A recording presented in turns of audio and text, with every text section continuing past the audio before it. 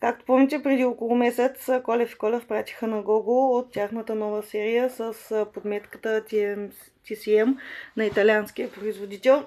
Извинете вида, но все пак да покажем и ползвана обувка, как е след около месец. Виждате, по подметката няма изтъркване. В момента аз да погледна. Да, типично изтъркване като за Гого, може би тук малко отзад има някакво изтъркване, където е почти петата. Иначе отпред съвсем очаквано това се ожули.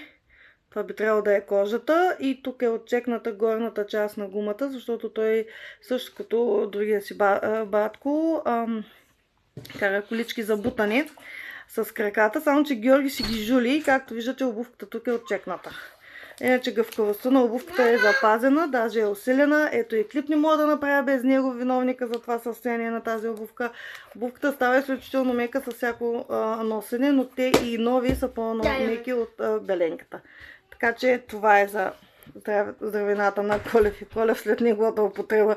Явно до година ще пробвам и беленка да видим как ще се държат при